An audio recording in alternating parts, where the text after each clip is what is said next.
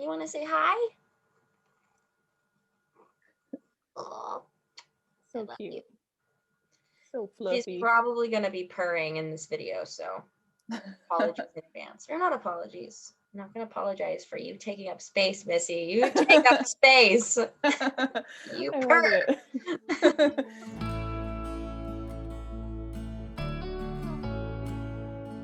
Hey everyone, welcome to Ex-Fundie Diaries. My name is Ellie, my pronouns are she, her, and today I'm very excited to have Annie back on the channel. Hey, Ex-Fundie babies. I don't know. Do the Ex-Fundie Diaries followers have a name yet? I've thought of like Ex-Fundies and Friends or something, because not everyone who watches is It's like Fox and Ex-Fundie. Friends. Oh God, ew, cancel. But like it would be a cute little, because you know, Fundies watch Fox Okay. News, Fundie and Friends. Okay, I like how you turned that around. Yeah, like it's a play on words. It's a fuck you to Fox and Friends. Nice. The fuck you Fox Friends, yeah. Far, way too far. All right, so Annie, tell us about yourself. Anyone who has not been introduced to you before.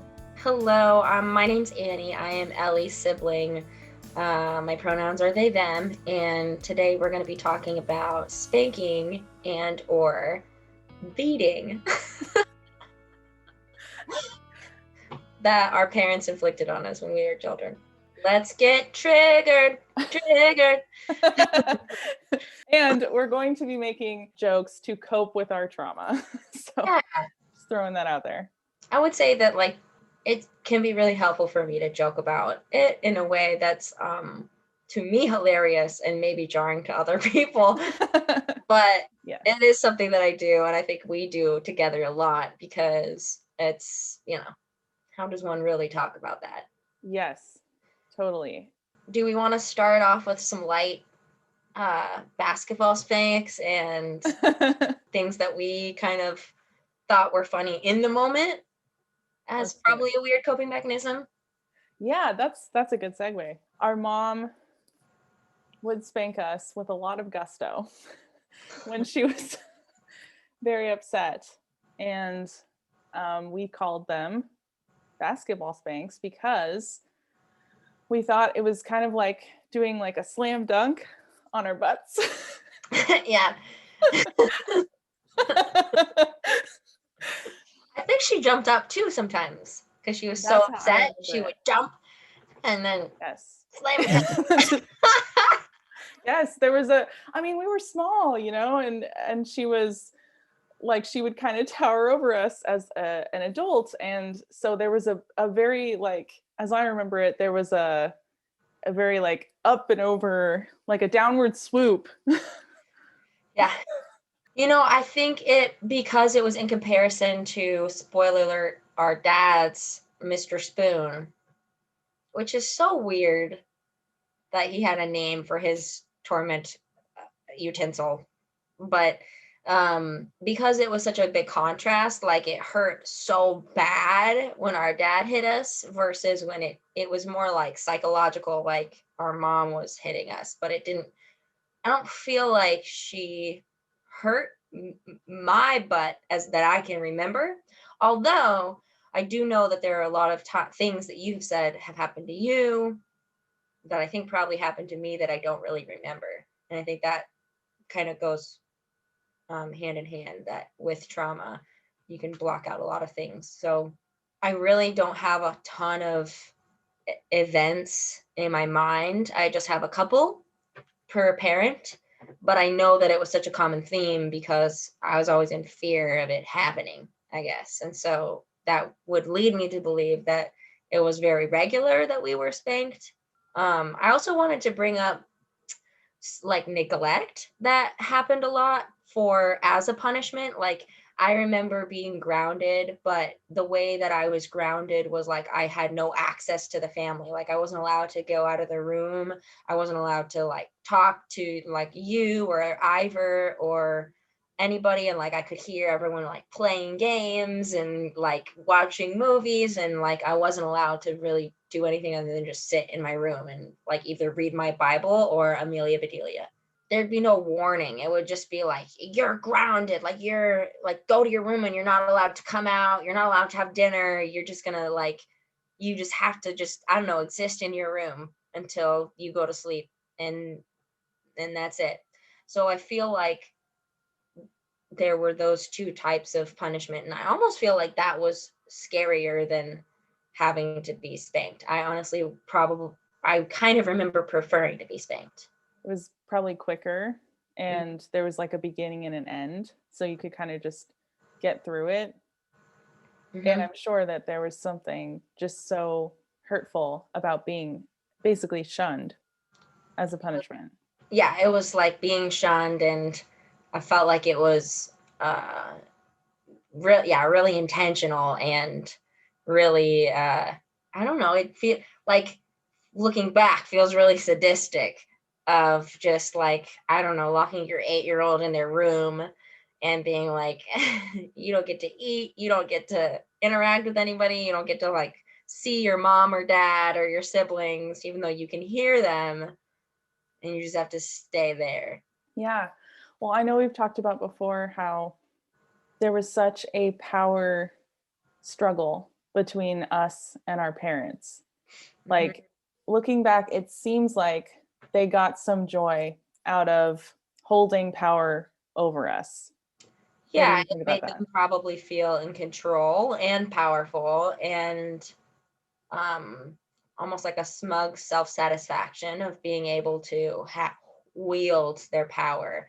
I know, especially for Dad, that was really apparent, and he would talk about that openly. And for our mom, her actions would speak that rather than her words. I can relate to like what you were saying about some of the psychological punishments were more impactful even than the spanking. For me, I got a lot of weird ones with Mom, and they were very psychologically damaging, and I totally would have taken spanking over that stuff. And I would actually, if I remember this correctly, I would ask for it. I would ask to be spanked instead, because the other ones were so traumatizing. Yeah, do you want to talk about those? Because I know what you're talking about, and I would have to agree. I feel like it could be kind of a long thing, so I'll try to like summarize it. But yeah, but they were the ones that I'm thinking of, and there were many. I mean, the other day I was thinking, like, do you remember how when we didn't get up one time, Mom would spray us with a squirt bottle? Really wanted to bring this up. Yes. So okay, I'm glad we're on the same page. Yeah, because terrible. It is terrible. But so it's interesting that you talk about the power dynamic that our parents had with us, because I was always wanting to take my power back and stick it to the man. So, however, it's really hard to do that, especially when you have emotionally volatile parents and you're not sure like what is going to happen, So I would love to hear some of the psychological torture that you endured. And then I would love to talk about the squirt bottle thing. Because that definitely, I felt like that happened to me a lot, and I have a story about it. We're like fucking cats. Get off the furniture. Yeah. This is my bed. This is not furniture. I'm sleeping. Also, we didn't have real beds. We were sleeping on mats. Like, I remember people coming over and being like, where's your bed? And me being like, oh, we fold up the camping mat every day and put it in the closet. I don't have a real bed. And they're like, okay, let's go play. And it was always a musical because we were always singing. Totally. It was always a musical. It was always a performance. Okay, another thing. Sorry, this is making me think of so many things. Mm-hmm. Remember at the farmhouse how we would always be scrubbing the floor and singing It's a Hard Knock Life from Annie. Okay, I didn't even realize this was weird until very recently, and I told my friends. I was like, oh yeah, like I used to scrub it was like, part of our chores was to scrub the kitchen floors. We also did it at Walton too. Yeah. And they were like on your hands and knees, like, and I was like, yeah, like with like a scrubber, and then like with a mop, like with a towel. And they were like in Annie, and I was like, yeah, it was really fun. We would sing It's a Hard Knock Life. And we'd be like, yeah, we get to play Annie. And they were really confused. And I didn't realize that was weird until just recently. Yeah, same. Like, it was like, oh, you're bored and we don't have much to do because we don't really do school. Scrub the floor. Yeah. One time where we were supposed to scrub the kitchen floor while she was sleeping. It's very much like, no wonder we loved Annie. I know. While she took a nap, which was every day for about 2 to 2.5 hours, she would have us do chores usually during that time. And this time it was like clean the whole kitchen and scrub the floors. And along with that, it was like eat your green beans before you have the brownies. And I remember you eating the green beans and being like, oh, gross, and like ran to the bathroom and spit it out. And I did the same thing. I was like, ate the green beans and I was like, oh, gross, I spit it out. And then I remember coming back and mom had dumped one of the brownies down the drain and it was like all soggy and gross. We were like, what? What? That was our brownies. That was like after we cleaned the kitchen. She was like, nope, like, you know, if you do that again, there goes another brownie. So the very few things of like pleasurable foods or whatever were also used as like a manipulative tactic too, as a reward, but also as a punishment too. Mm-hmm. In terms of the psychological punishments that I was given for a while, they took place between the age of 6 to 11.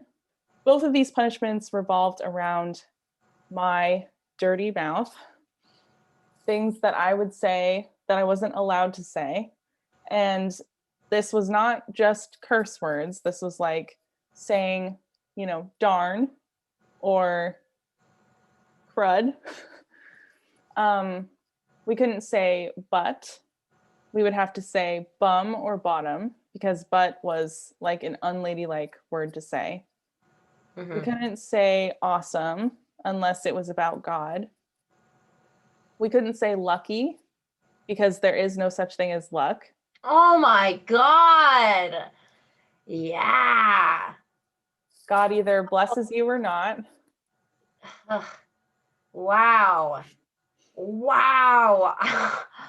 I have blocked that out, but that is something that our mom would say constantly. There's no such thing as luck. Yeah. And then there was just a whole list of words like that. Now, looking back now, some of them I actually agree are not the best words to say because I have learned that some of these words are ableist.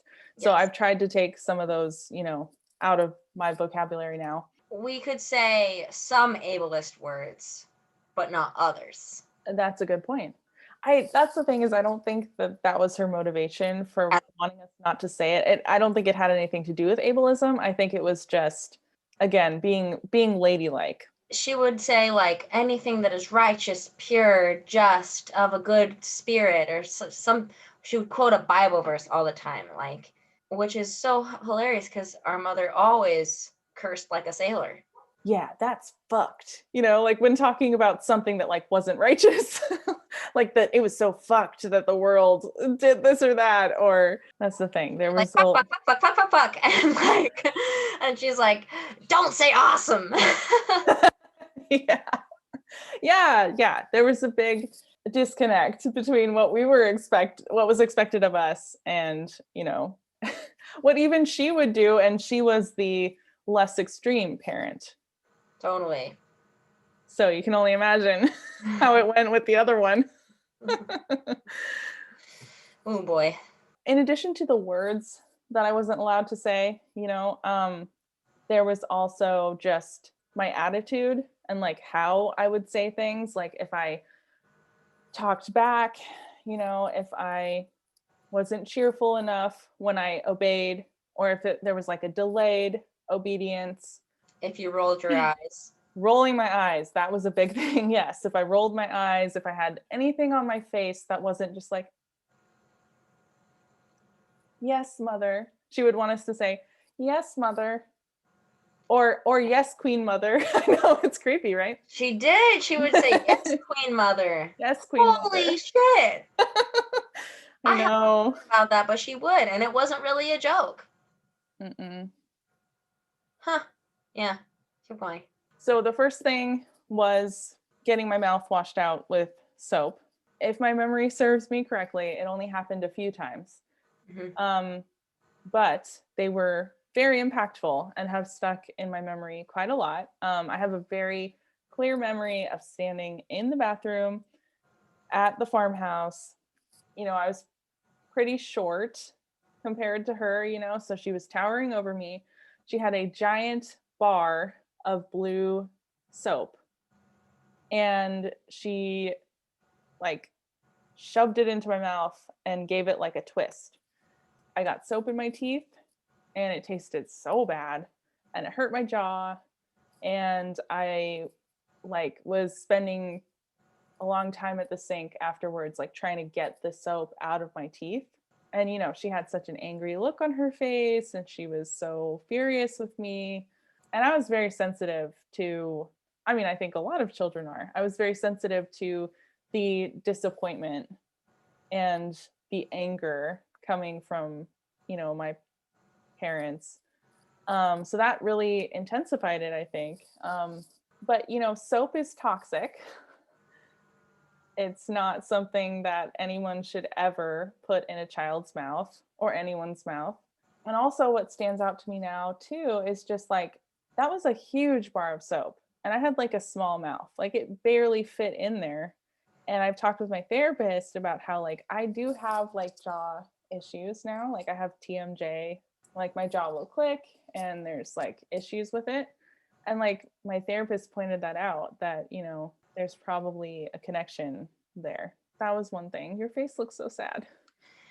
Yeah, I feel like I just remember that. I remember like being on the receiving end of that. I think it actually only happened to be once, but it was totally enough. And I think I remember watching that, or at least as you describe it, I can really see very vividly little you and bigger mom in that environment. So it's just, I'm really sorry that happened to you.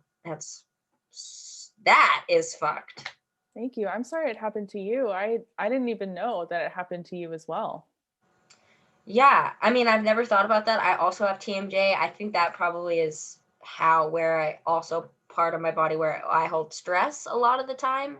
And I know that talking about things like that with my therapist, I mean, just talking about us not being able to say so many different words and probably clenching and kind of like being silenced for so long in so many different ways, not only with our physical or with our literal words, but with our expression and with our in our social groups and just at home all the time in so many different ways. It would make sense that it all gets all fucked up. That's a good point. I grind my teeth and clench my jaw without realizing. Like in terms of being silenced, I feel like we should talk about CPS here, maybe. Yeah. Yeah. Because that's something I've been talking about in therapy recently, about how the threat of CPS was hanging over our home all the time, like from a very young age. Since I can remember. When things like really ramped up were when we moved to the farmhouse, like right after you were born, with the discovery of Above Rubies. I really feel like, because I don't know, maybe they knew of Above Rubies when I was little and a single child, but I don't think so. Mm-hmm. So I really think that that's what radicalized them in this direction. Yeah. Yeah. So CPS was always a threat. We were coached on like how to behave, every time we went out, what to say and what not to say, especially with our extended family members who were various versions of not Christian fundamentalist. And we had a social worker on each side of the family. Our dad, has a sibling who is a social worker, and so does our mom. And so, I mean, I've mentioned in past videos, keep it positive.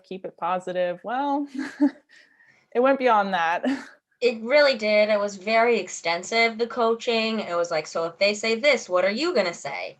And, if you say this, you know, they could come and take you away, and you don't want to be taken away from your family, right? You'll get taken into a group home, you'll be sold for sex, you'll be exposed to drugs, and no one will protect you. So you don't want that, right?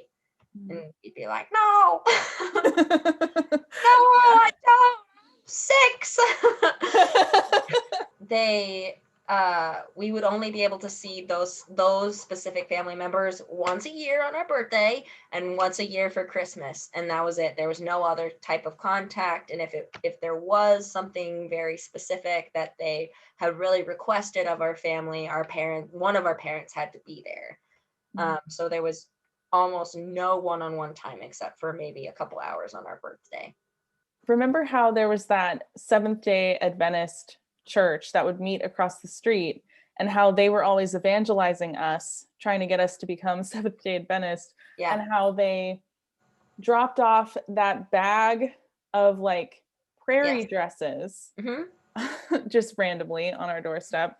And then Dad told us, or he might have told you, I can't remember who, but he told somebody that if he could go back and change things, he would have had us keep our hair long, never wear makeup or jewelry, only wear skirts, and just kind of fit that whole and head coverings. Remember, like, Mom had that friend, I won't say her name, but she would always wear a head covering. Yes. There was also a lot of control over our hair.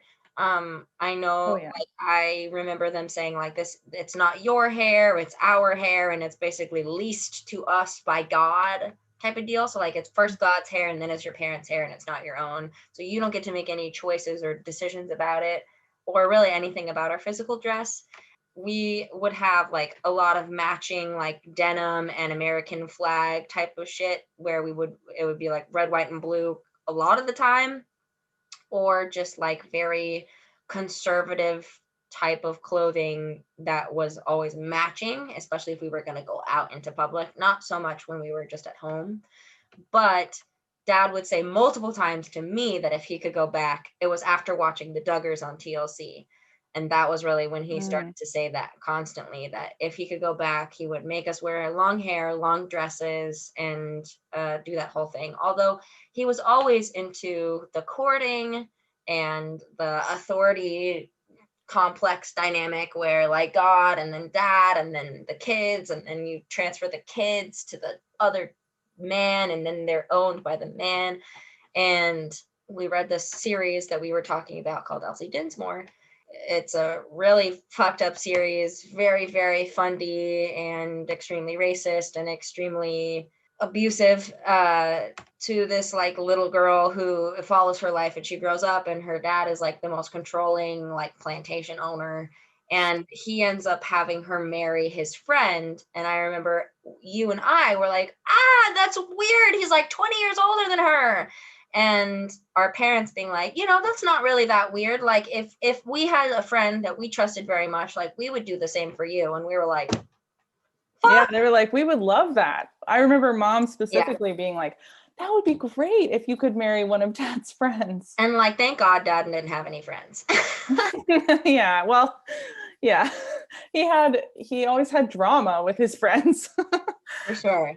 There was a whole book devoted, I think it's like something like Elsie's Trying Times or something like that, where she's trying to please God and her dad isn't a Christian yet, and he's punishing her in all of these really public and humiliating and shunning type of ways, to the point where he removes his presence from her, and she's in this really toxic environment where all the kids like bully her, and the parents like don't give a shit about her, and so nobody cares about her.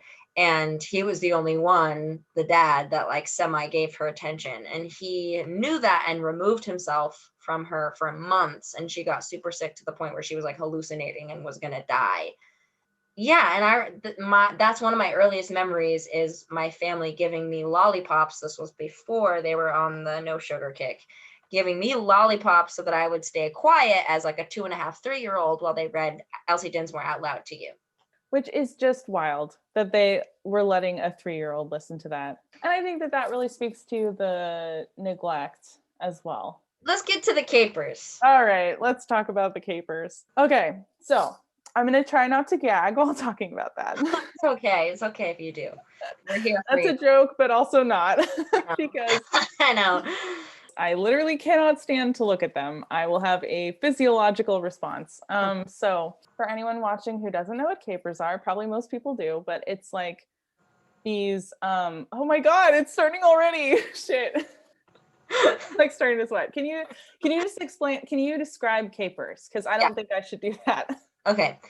Capers are basically like little pickled salty peas almost. I'm gonna look up capers real quick. Hold up. Oftentimes they're like a garnish and they're enjoyed on something. Oh, they're actually like a little plant. They look like peas, they're just smaller, and usually they're pickled in brine, like a salty brine. Yeah, the caper plant is best known for edible flower buds used as a seasoning, and the fruit, both of which are consumed pickled. Yes, thank you.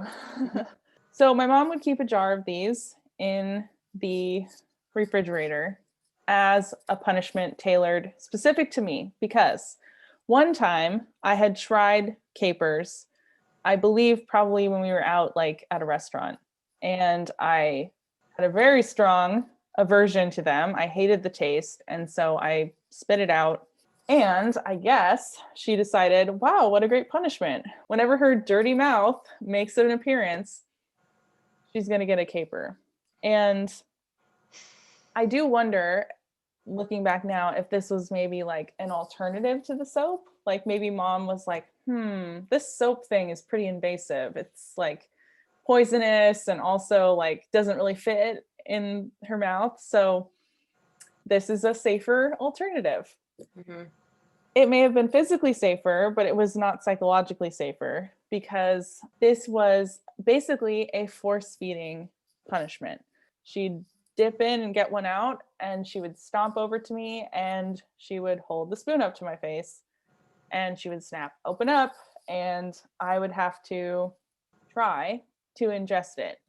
I would gag, I would sob, I would beg, and she would get very mad. So I'd have to try to control my feelings, make them go away, or, like keep them to a minimum.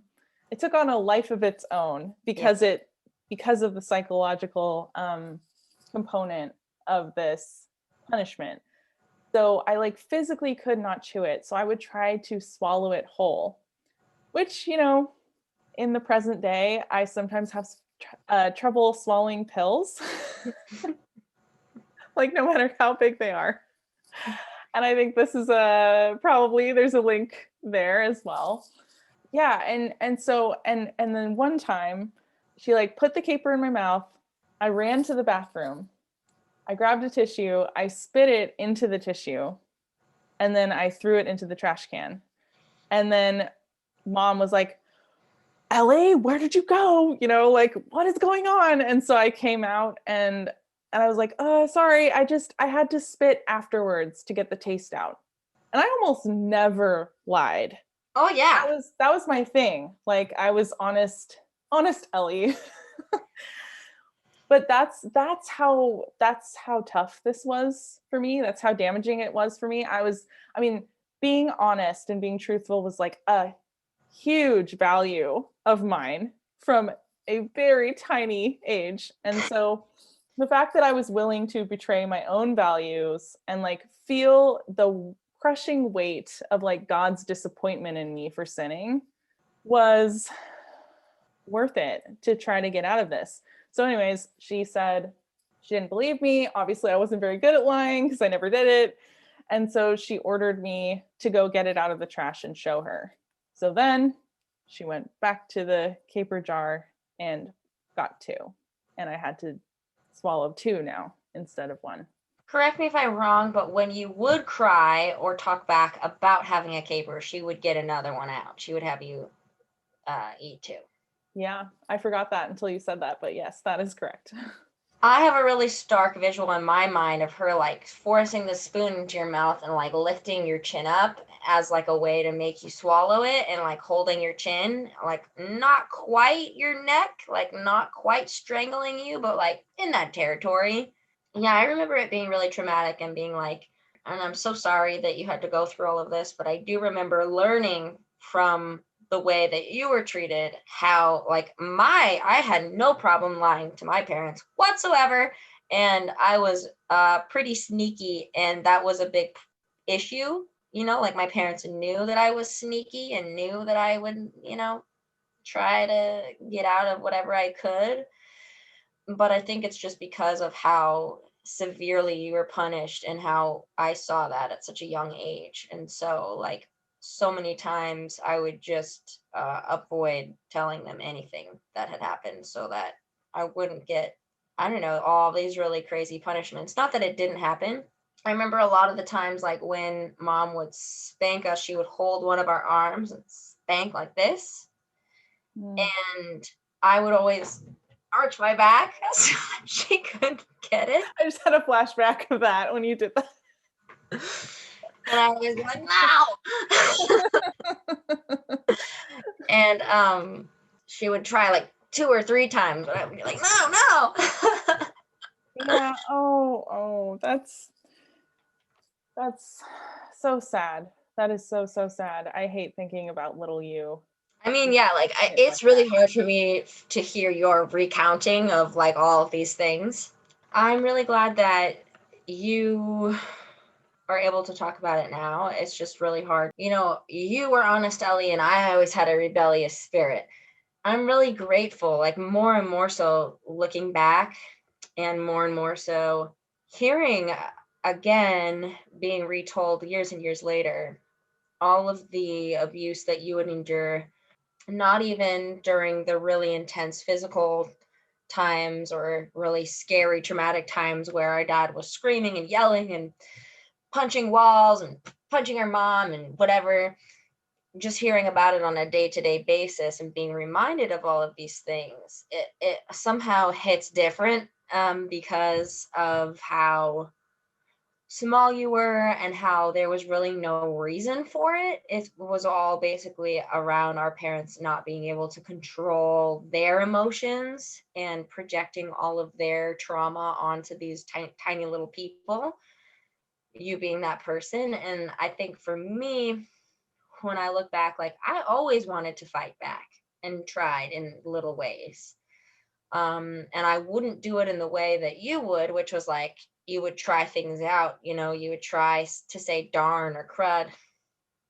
I was like, fuck that. I'm just going to say it when they're not around and try to get away with as much as I can. And I think it probably had a lot to do with seeing all of the abuse that you endured on just a day-to-day regular basis. And so I'm really sorry that that happened to you. It really, I hate it. Thanks, Annie.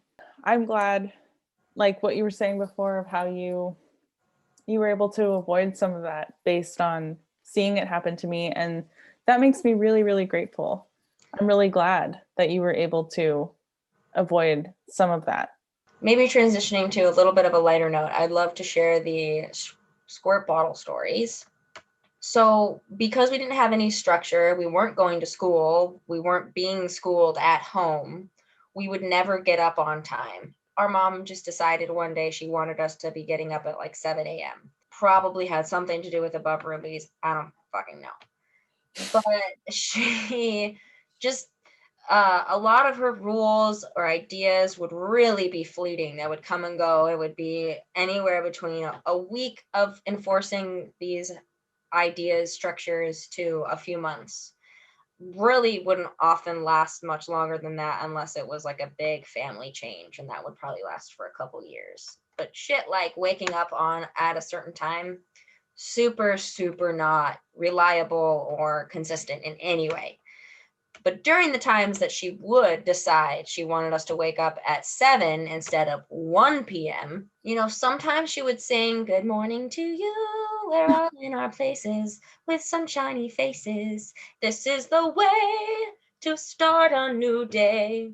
We love because he first loved us. We love because he first loved us. We love because he first loved us. He being Jesus. I don't know why, but sometimes she did that. Super annoying to wake up to out of a deep sleep. For me, I'm not a big morning person, and I already had a deep disdain for my parents. So being woke up by my mother, whom I really hated at the time, I really don't hate her at all now. I'm very upset with her for the things that happened, but I love her very much, and does not mean I agree with any of the shit that she did or does now at all. And it's a big source of contention between us sometimes. However, at the time, it would be this big ordeal, and it would be like, you have one opportunity to get up, and then I'm going to get the squirt bottle, which meant she was going to literally squirt us in the face with an actual squirt bottle. And I got very sick of it and fed up with it, to the point where one time I was like, you know what? I know where these squirt bottles are. I'm taking one, I'm filling it up with water, I'm putting it under my pillow. And if that woman squirts me in the face, I'll be fucking ready. So the morning comes, we love because he first loved us. I'm like, fuck you. Going back to bed. And she comes in, she's like, I'm getting the squirt bottle. Got the squirt bottle, and before she could squirt me, I started squirting her with a vigor, with all I could, all I had in me, in the face. And she was very shocked, very surprised. She laughed. She was very upset. She was like, don't do that again.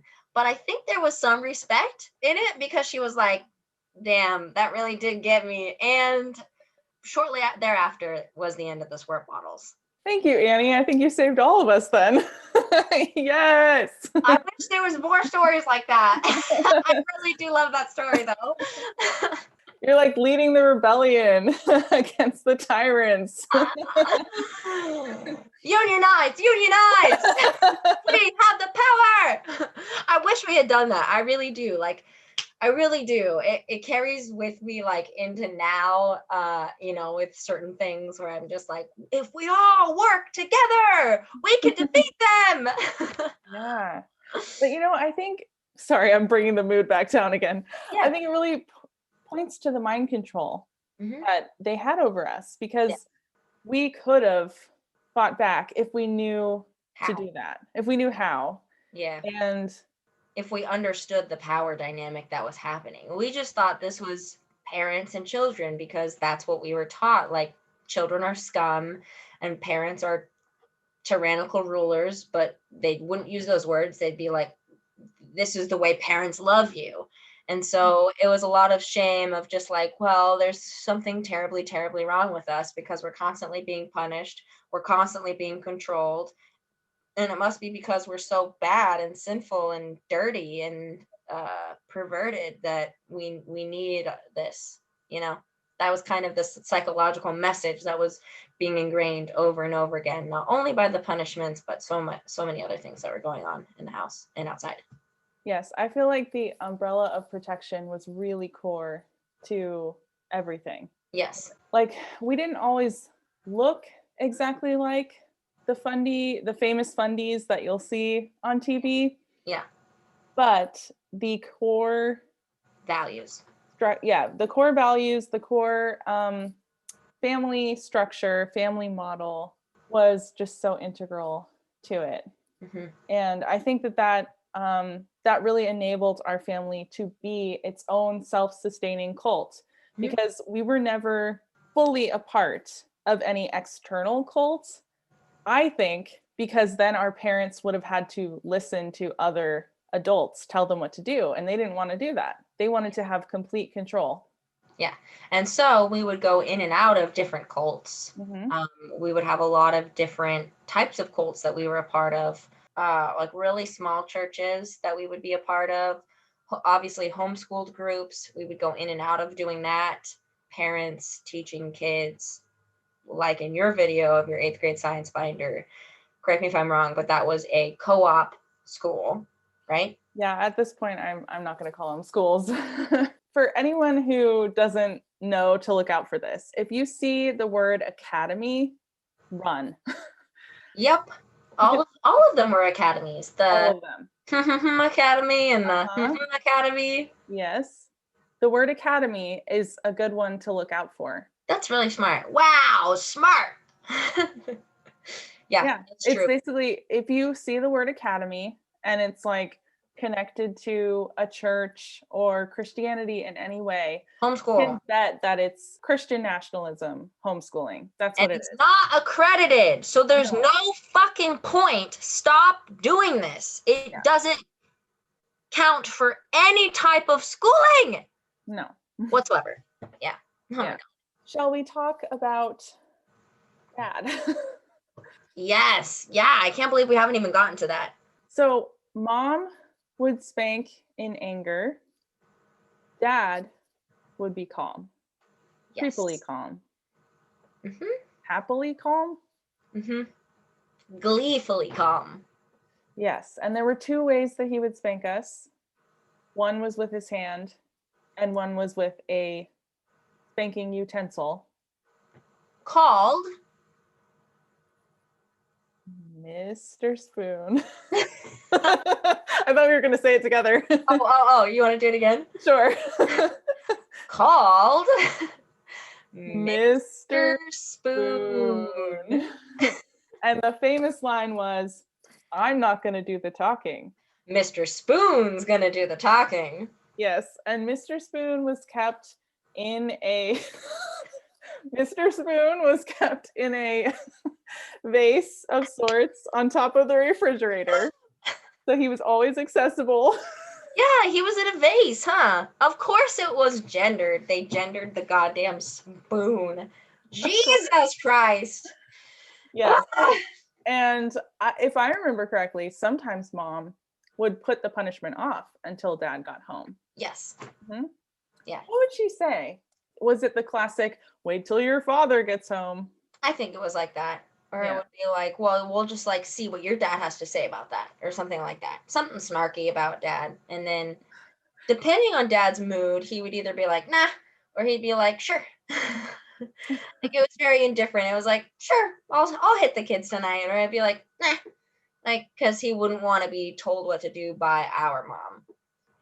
So one story that I really wanted to share was coming home from a 5-day-a-week actual accredited school, though it was extremely strict, and they also had cruel and unusual punishments for all students. I remember coming home from one of those wonderful days at school. You and I were fighting in the car. Well, no, we were talking. We were like goofing off and laughing and talking with each other. And dad was trying to talk to our mom, and he was like, be quiet. And so we would like be quiet and like whisper and like start talking and like playing with each other. And he was like, I'm not gonna say it again. We kept talking, and he was like, you're getting spanked when you get home. And we were dead silent for the rest of the car ride home. We got home, and he would do this thing where he would make us touch our ankles. He'd be like, touch your ankles, and we would like touch, not in that type of a voice, but I'm trying to make this a little bit more lighthearted. He'd be like, touch your ankles. And so we would like bend over, touch our ankles, and he would swat us on our bums and I believe on our ankles with the spoon. But it was very like quick and fast, and it's hurt so fucking bad because he would use a lot of force, and it would always leave marks. It stung. It fucking stung So bad. It would always leave like red lines on our bums, and I believe on our ankles, from what I remember. I remember getting whacked a lot on the back of my thighs. So Yeah, one thing that's we what it haven't was. mentioned yet, part of this was that we had to pull our pants down. And the way I remember it, we got to keep our underwear on. Is that correct or not? Yes. Okay, yeah. So we got to keep our underwear on. I'm saying that as if that's like a privilege. Got to. We got to keep They had us keep our underwear on. Yeah.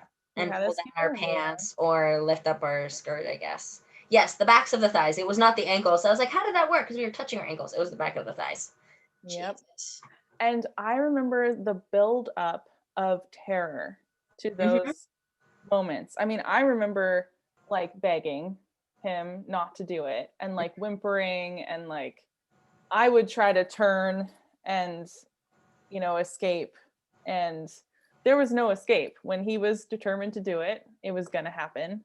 He did have like a physical dominance that, you know, our mom didn't have.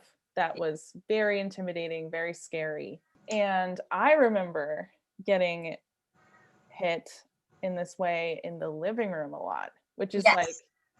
like why the living room, seriously? Like that's so humiliating. That's so like out in the open. Would he count to 10 or to 3?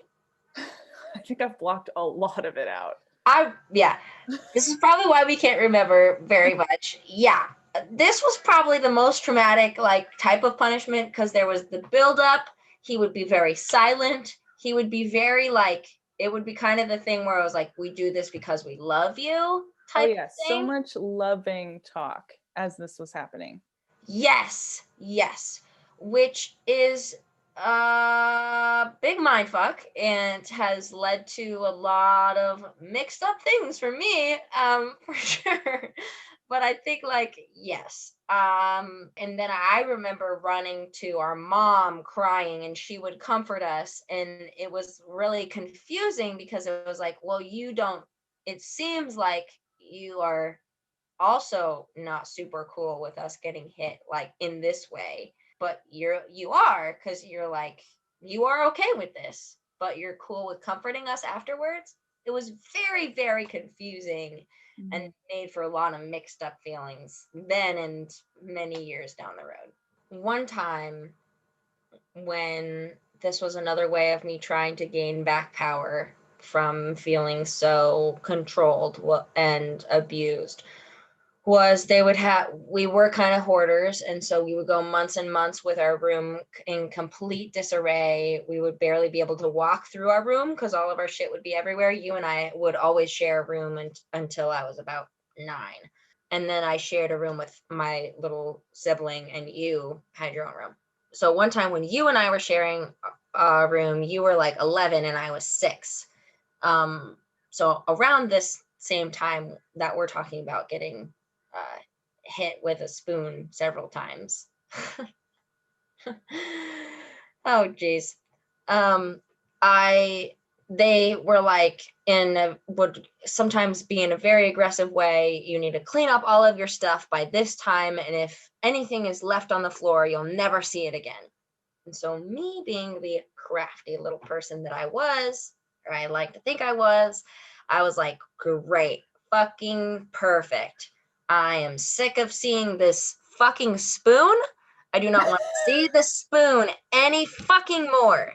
So I cleaned everything up and put the spoon in the middle of the room. And I remember being really disheartened because by the time that they came to check on the room, they had forgotten that they had said, you'll never see these things again. And they didn't understand. They're like, oh, you forgot something. And I was like, no, are you kidding me? The whole point was so I will never see the spoon again. Because you fucking said. And there's a lot of that. They would make these really big threats and then they would forget about it like a couple hours later. Yes, that is so true. We were just in constant fear all the time. There were so many threats and there was no consistency. Like sometimes they followed through and sometimes they didn't. And so it was literally like, it trained us to just be on eggshells. Vigilant, hypervigilant every second. Yeah. It was a nightmare. Yeah. And I think also like along those lines, like it left them they would often laugh at how freaked out we were of them. And they'd be like, we were kidding. Or like, we don't mean that. And it would just be like, you motherfuckers, are you serious? Yeah. And then other times they would lose their shit in anger. Totally. And say like horrible things that they would deny saying later. Totally.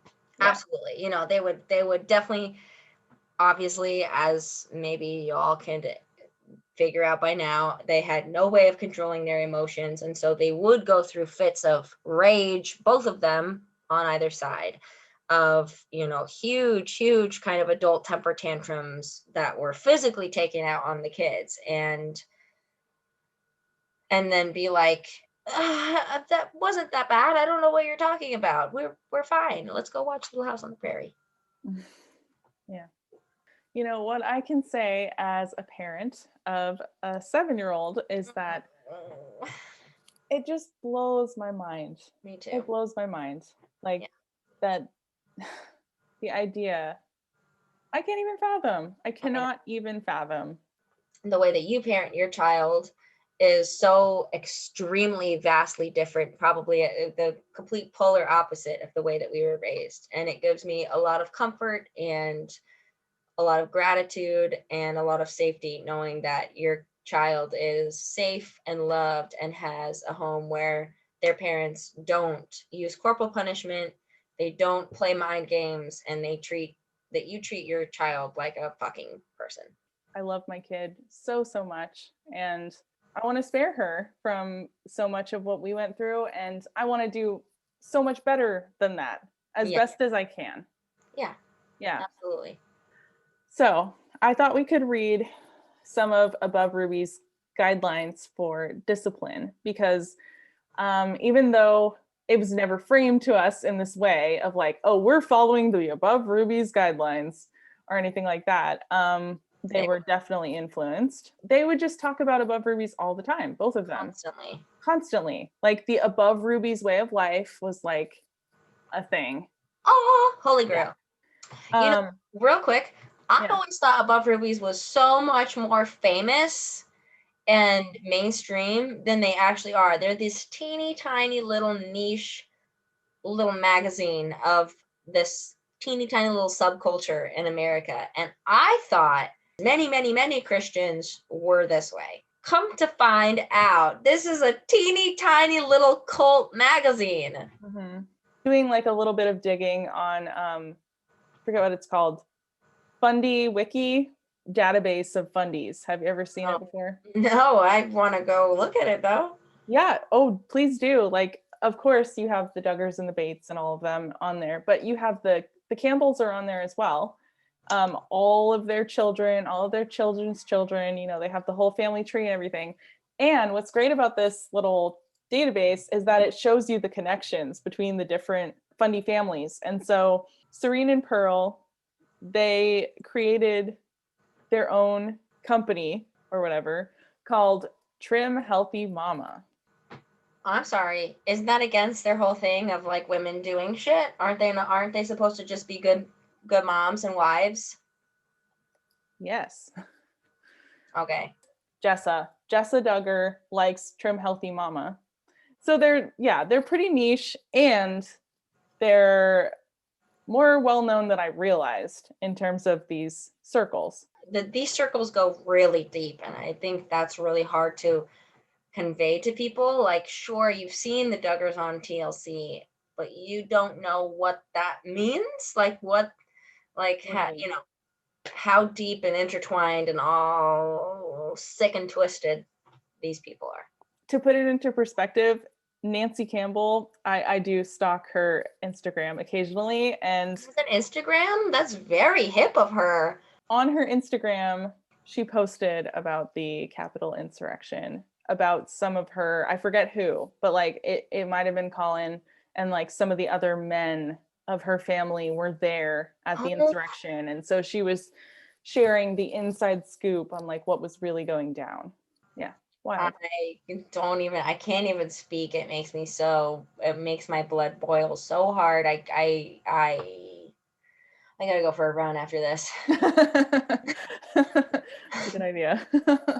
All right, go. Okay, so this is on their website right now. So it may not have been exactly what we read, and my guess is that what was in the magazines before was probably more extreme than what is on their website now. But I bet there are some magazines that Mom still has somewhere that I would love to read on air. Yeah. I would love to get my hands on like the originals. Yes. Mm-hmm. That was when I was 7 and you were 2. That would be the prime year to get. Those were the years. Because I'm sure they could get shut the fuck down if any of the stuff that was in the magazines were to come to light now. So I'm sure they've tried really hard to wipe a lot of that shit away. Okay, go for it. All right. So this says, God's idea of discipline. And there's I don't know if you can see, but there's There's Nancy right there on her little armchair, smiling in the corner. Yeah. Okay. We do not have to read other books or seek worldly advice regarding this subject. God has the last word. Even if it is contrary to what everyone else in the world is doing, God's word is the plumb line. It is the only method that guarantees success. God's method produces children who are godly in character and integrity. How did that work Guess out? what, bitches? Guess what? We are so fucking godly. Nancy Campbell, come for me! Come for me! Okay, go. The following are God's principles with very little comment. Now, this is in all caps and bolded. We hate our children if we do not discipline them. We hate you. So there's a couple of verses. Do you want me to read these? Go for it. All right. Proverbs 13:24. He who spares the rod hates his son, but he who loves him is careful to discipline him. Mm-hmm. Also, focus on the family loves that verse as well. Mm-hmm. Mm-hmm. What is up with fundies liking to hit their? Well, I do know why. Okay, keep going. Proverbs 23:13-14. Withhold not correction from the child, for if thou beatest him with the rod, he shall not die. Thou shalt beat him with the rod, and shalt deliver his soul from hell. Hebrews 12:5-8. Whom the Lord loves, he chastens, and scourges every son whom he receives. If ye endure chastening, God deals with you as with sons. For what son is he whom the Father chastens not? But if ye be without chastisement, whereof all are partakers, then are ye bastards, not sons. I definitely identify as a bastard, so yeah, I do. Also, I'd just like to point out how it says, if ye endure chastening, God deals with you as sons. The grammar nerd in me feels like that is very... Yeah, shouldn't it be yee? Yeah, ye, or Yee. you. Not Yee, motherfucker. Nah, yee. Oh my God. Okay, let's get through this. It is not enough to love our children. They must be trained and disciplined. I know children that come from beautiful, loving families, and yet they have gone astray because love was not combined with discipline. The parents compromised on godly principles because they were afraid of their children's reactions. Now, I would like to address this right now as a parent. Mm-hmm. I am not afraid, Nancy Campbell, of my child's reaction. So speak for your fucking self. Yeah, I mean, we're just on it's just like we're on two different planets. You're speaking a language that I can no longer view as valid, and it's just it's terrible that this is causing so many children so much physical, mental, emotional, and spiritual, whatever that means, trauma now, literally now. And I can't take it seriously. Like, it's just like your head's in the fucking sand. And okay, that's how I feel about it. Like, Yeah. I feel rage. I can't do anything about it. So I'm going to go on a run. And like, all I can do is laugh at you because you're fucking laughable. Well, and a quote that has meant so much to me and has been such a huge part of my healing journey and my deconstruction process is by Bell Hooks. Love and abuse cannot coexist. Right. That's very simple. And a really big fundamental truth or understanding of what love is. The way that they framed love was intertwined with abuse. I mean, literally, that's what she's saying in Yes. this, basically. She's saying you cannot love your child without physically abusing them. Yeah. So discipline drives out foolishness. Proverbs 10:1. A foolish son is the heaviness of his mother. Proverbs 17:25. A foolish son is a grief to his father and bitterness to her that bare him. Can we switch this? Like, a foolish father is grief to their child, and you're a fucking pain in our neck. Yeah, you're a grief, all right. Fucking grief. Proverbs 20:30. Punishment that hurts chases evil from the heart. That's one thing I did read recently that James Dobson from Focus on the Family stresses, is that it has to hurt for it to work and for it to be effective. Next point. Discipline with a rod, not your hand. I feel like the punishment for mom was just sort of like to blow off her steam, and it wasn't really that serious. Wasn't really taken seriously because there was a literal rod on the refrigerator in the kitchen that we could always see. And to your point earlier, like, it didn't hurt that much when mom spanked us. It hurt my feelings that she wanted to hit me, but it didn't hurt physically. And I remember as I got older and older, I would laugh. Yeah. I would like crack up, and it would make her even madder. Yeah. And so then she'd just keep hitting more. I would just laugh. Yeah. But you're right. The way that Dad did it with Mr. Spoon was like just a whole other level of creepy. Yeah. Mm-hmm. Proverbs 13:24. He that spares his rod hates his son, but he that loves him chastens him quickly. We had to wait a lot of times. I was gonna say, well, I waited a lot, like all day sometimes. Proverbs 26:3. A whip for the horse, a bridle for the ass, and a rod for the fool's back. For the ass, like the ass, or the ass like a donkey? Like a donkey. Got it. I assume. That's a good double entendre, though. It is wise to have a rod that is kept especially for discipline. Your hands should be kept for loving and caressing. It is confusing for a child to be smacked with the hand and then loved with the hand. Also, if you use your hand for spanking, it is easy to smack with haste and in anger. When you have to get the rod, it gives you time to become calm and discipline in wisdom. Not because you want to lash out in frustration, but because it is necessary to train your child in righteousness.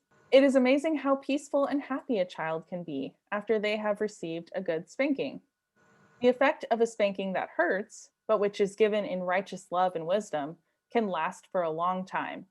Effective discipline does not have to be executed so frequently. It lasts. God, who is our parent, uses the rod too. If God is our father and we are truly his son or daughter, he will chastise us. A true father and mother will discipline. Some parents do not believe in spanking, but the word of God says that the rod is a blessing to our children.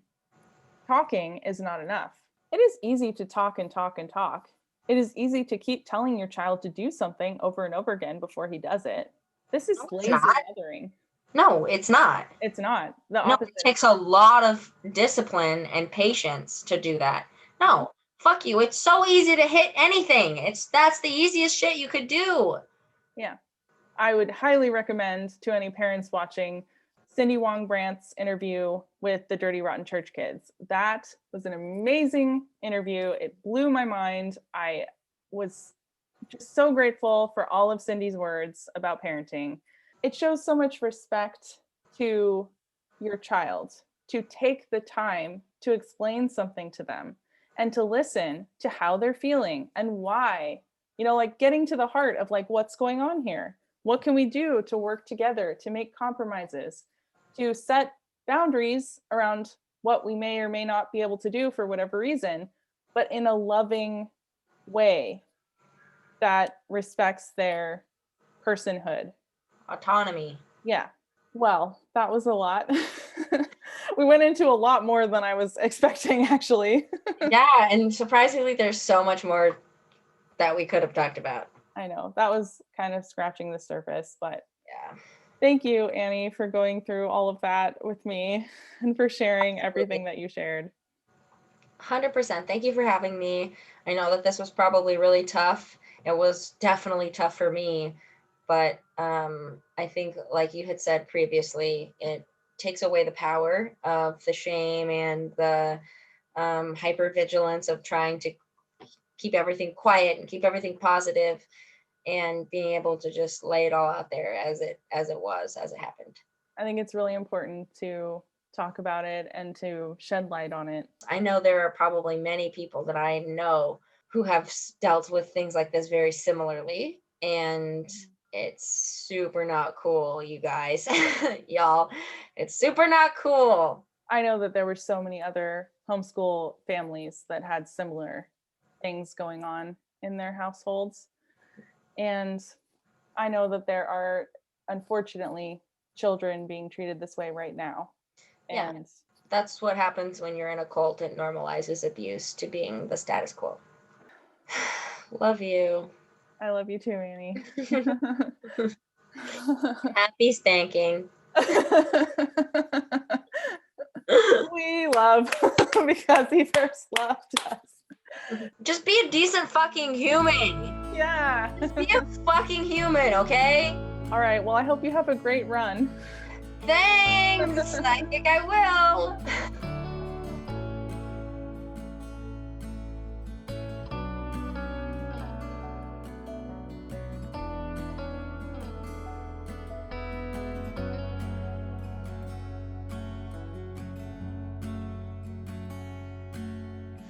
Thank you so much for watching, and I'll see you in the next video.